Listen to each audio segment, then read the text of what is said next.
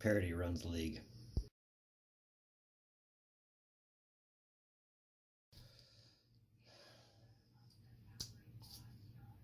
Episode 30. Trev's Hockey Show. You're on Trev TV. I'm the Trev. You know that. Thanks for tuning in. I'm glad you're here. So, quarterfinals are officially over. And they couldn't have come at a better time. I'm not pouting. I'm mourning. I'm sure I'm in the same bracket as everybody here. And I mean that in a loose term, because my bracket was busted a long time ago. I'm sure yours was too. Before I get into my semi-final predictions, I want to go over the quarterfinals real briefly, real quickly. And then I'll get into it. So if you don't want to hear my thoughts on the quarterfinals, here's your timestamp right there. Skip ahead to my predictions for the semis. Start in the East. Start with the first series. I'll let this guy do it for me.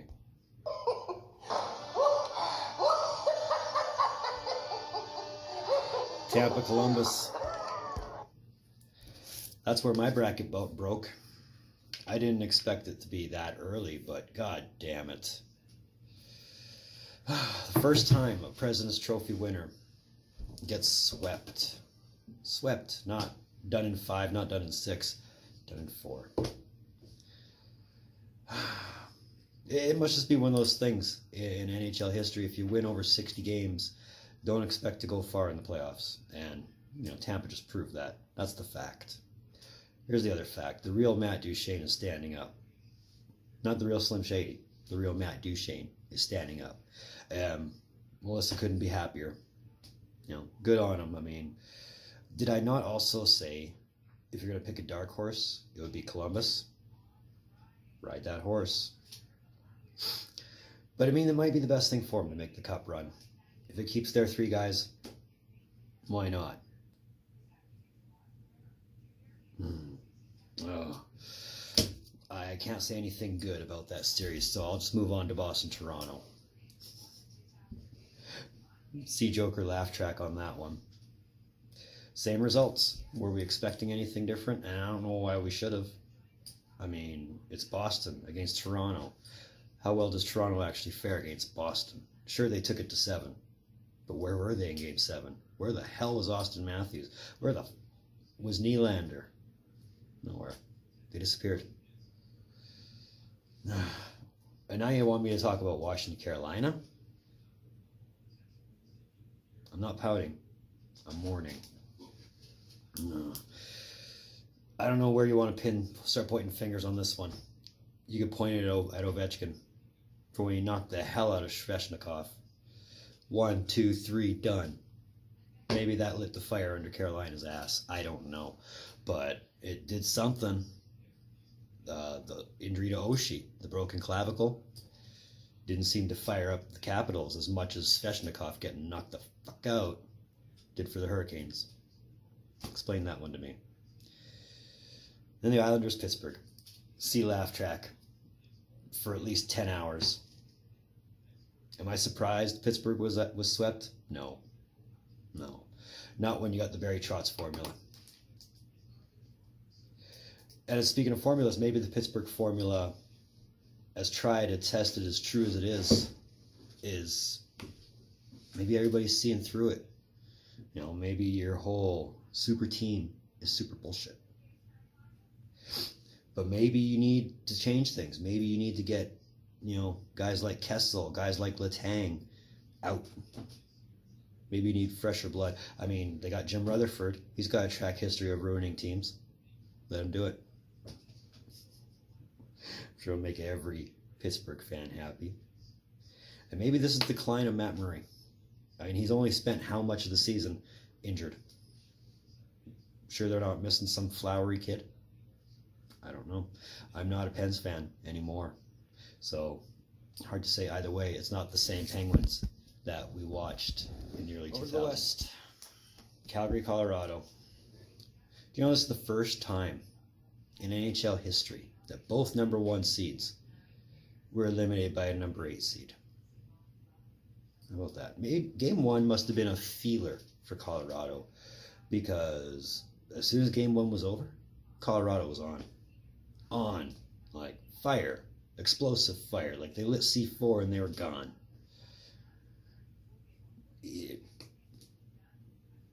And it was a weird thing to see them blow out Calgary as much as they did. I mean, they only outscored them by how much?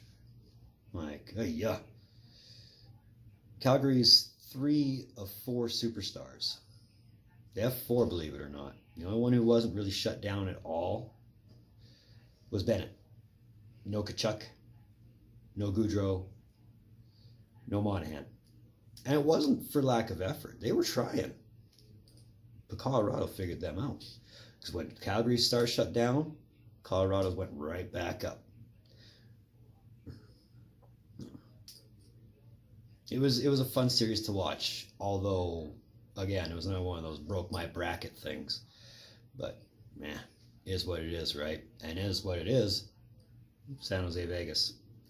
Now, I might have just mentioned something about that Flowery kid, but I think we're going back. I think Fleury, whatever you want to call him, is devolving.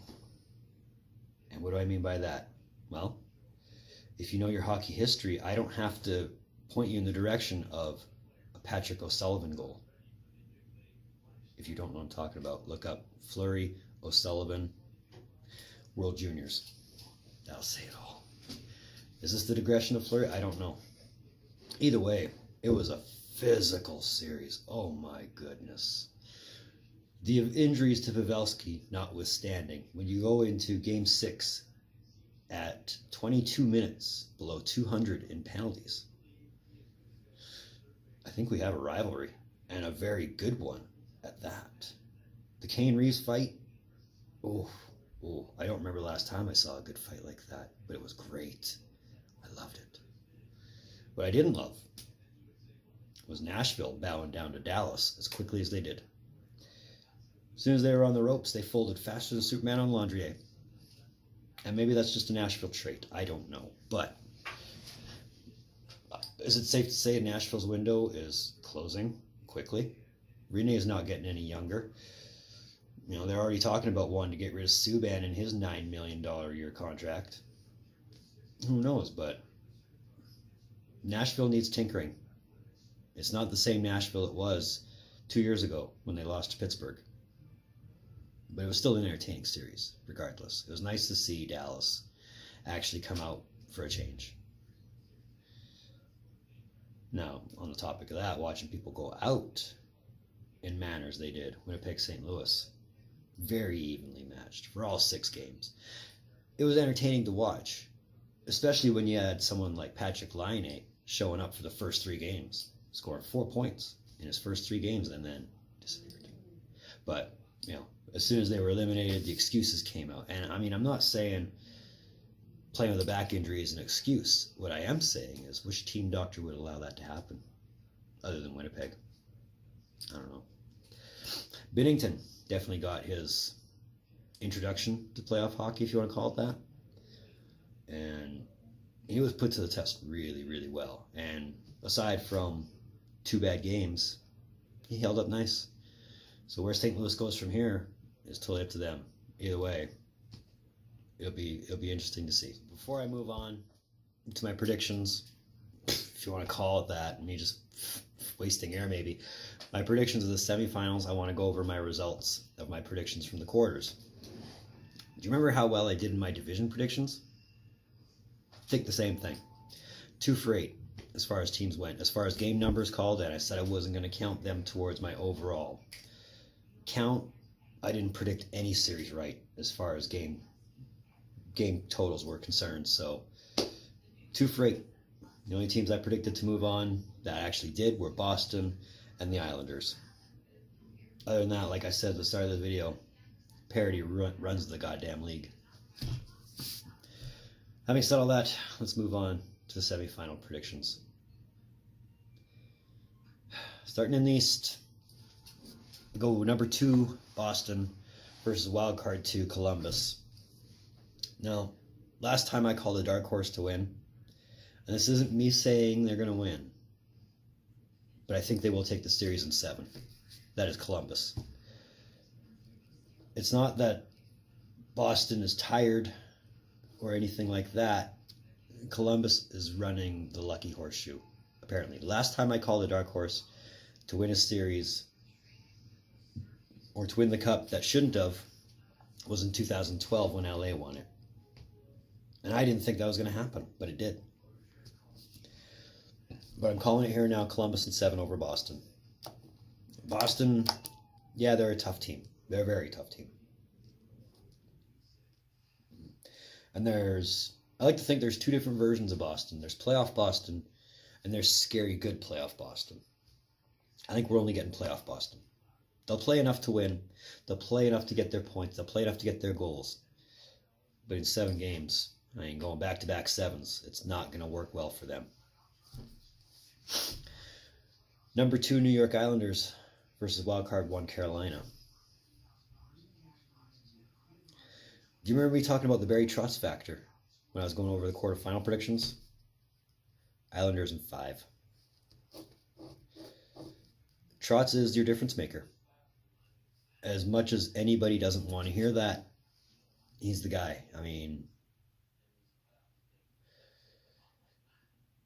he just works too well when it comes to clinch. And I mean, it didn't work well on him for Nashville, but it worked well for him in Washington. And being he's probably riding the momentum, I'm sure he's a little disappointed that he doesn't get to play the Capitals, but at the same time, he gets to play a team that knocked out the Capitals.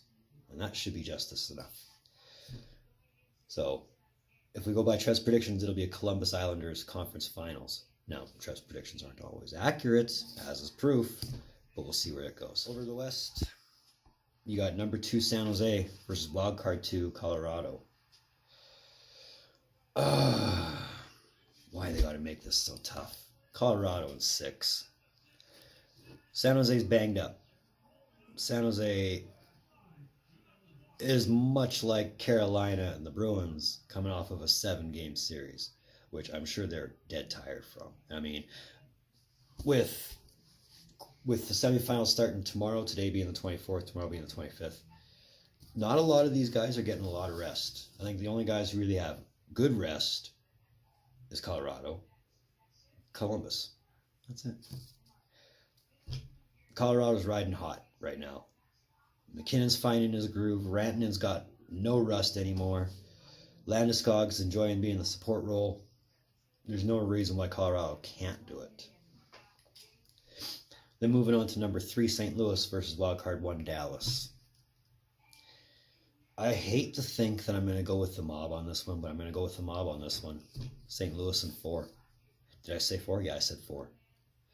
I'm actually going to go on a limb and predict a sweep. Teams that have their groove. Obviously, they have something really good in net with Binnington. And, I mean, if he isn't a front runner for a Calder Trophy, I don't know who is. But they're winning. A team that was at the bottom at the All-Star break is winning when it matters, and it's going to matter now because they're going to win. I don't know how lopsided it's going to be, though. I mean, I don't remember the last time St. Louis ever had a lopsided win. So I can't say it's going to be a blowout. I can't say it's going to be 2-1 every game, but I can say it'll be close. But anyway, that was my semifinal predictions. Or episode 30 of Trev's Hockey Show here on Trev TV. I want to thank you for tuning in. Your viewership always means so much to me. Always has, always will. And I mean, as long as we can ride this momentum train, we'll keep doing it. You can go ahead and find me on Facebook at Trev's TV. You can find me on Instagram at rockstartrev TV. These playoffs, let me tell you, these playoffs are so unpredictable. It's almost driving me insane. But I digress. Again, as I said at the beginning, parity runs the league, and it's showing how well it's doing right now. But In the meantime, and in between time, be on the lookout for more videos from the Trev. Later.